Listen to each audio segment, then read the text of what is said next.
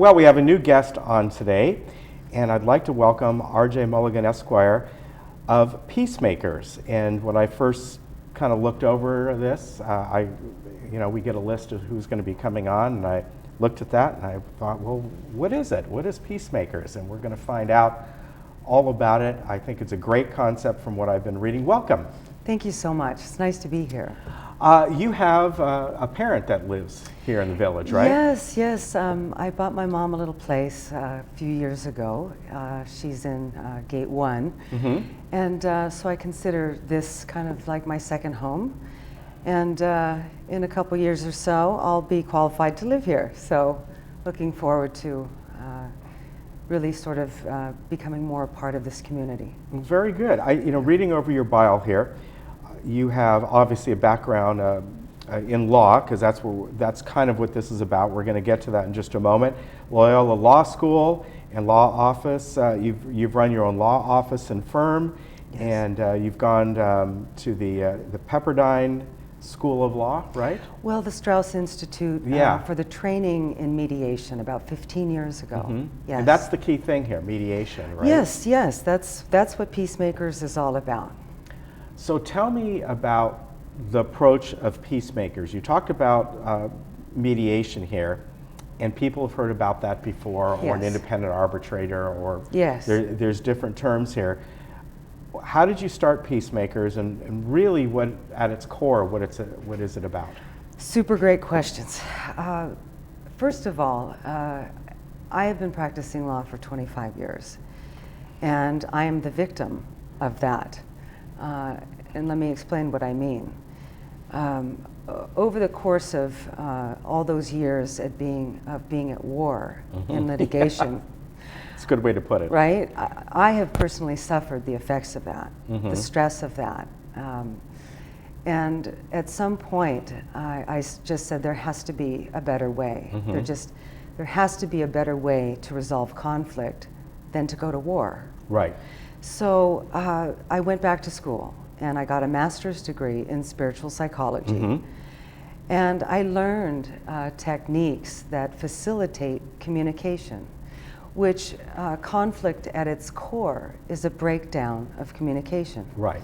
So, when we think about our own experience in simple arguments, conflict on the garden variety day-to-day level, Mhm. it's essentially a communication that breaks down, that results in each person kind of going to their own corner and being unwilling or unable to open to listen deeply to the position of the other person. And so what happens when we hear things that we disagree with, whether it's religion or politics, or what should we do with the partnership, or how shall we dissolve our marriage, or any number of things, we tend to experience an internal aggression, Right. which closes us off. And what I've learned is how to facilitate people opening again to then keep the communication going. And Okay. it's only by keeping it going that we can even begin to understand what the other person is going through, is thinking. And once we have empathy for what the other person is experiencing, the game changes. Right. How does this differ from, as we talked before, there's independent arbitrators out there? Yes. And other third parties that may just kind of do this on their own. Yes. Does yours differ from that? Does it follow Yes. those lines? Well, first of all, the difference between mediation and arbitration is that mediation is not binding. If you come to Peacemakers, I will be a neutral facilitator to help the parties resolve whatever dispute, whatever conflict there is, with the hope of preventing that from escalating into Okay. litigation. Okay. But what I do is not binding on you. You have free will.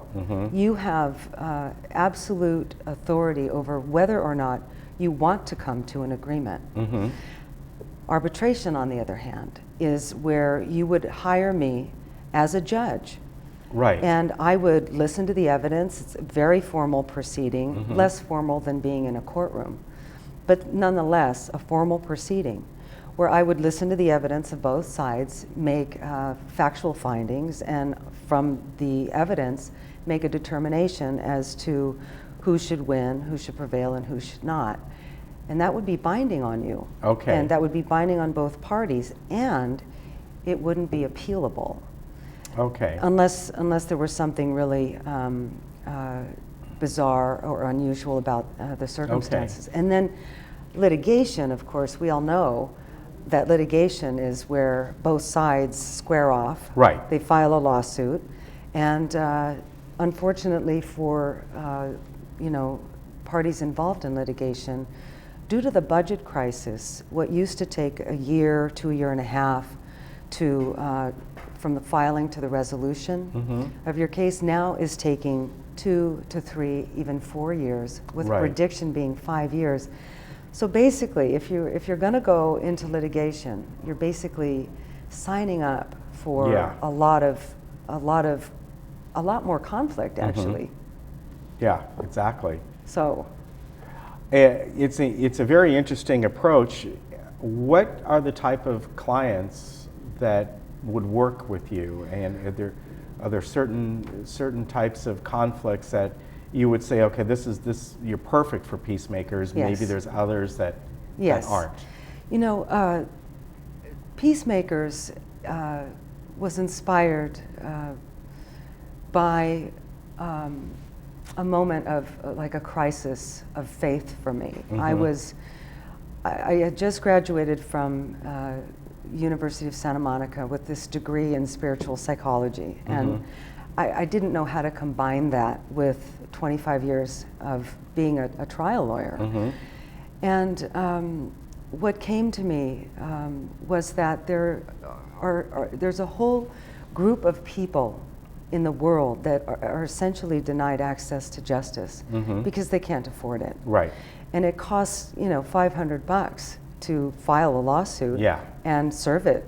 And that's just, you've just started. Yeah. So what I realized when I was practicing law was the fact that I had turned away so many people who couldn't afford litigation and essentially were left on their own to work it out either in small claims court, which is, Yeah. you want to roll the dice there, or, just to sort of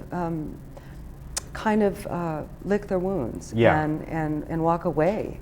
So this is really for the worthy cases not worth litigating, the everyday garden variety disputes, the conflict that arise between people, particularly when the relationship is important. It's worth preserving. Maybe there's a dissolution where there's a child involved, or a partnership where you once trusted one another, Right.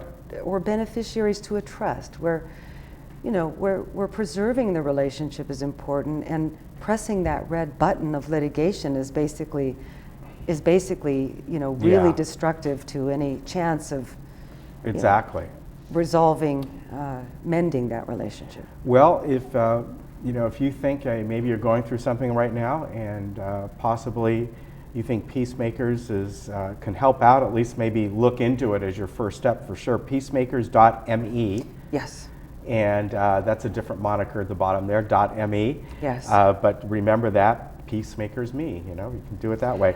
I want to give you the number here, 310-901-9495. Check them out online, and I want to thank you, RJ, for coming on today. Thank you so much. I really appreciate it. I think it's a different approach, and it can help a lot of people. And Peacemakers recognizes that those who are peacemakers in their own lives are also peacemakers in the world. Well, thank you. Thank you for coming on. Thank you. Good to meet you. We'll be right back. Thank you. Is it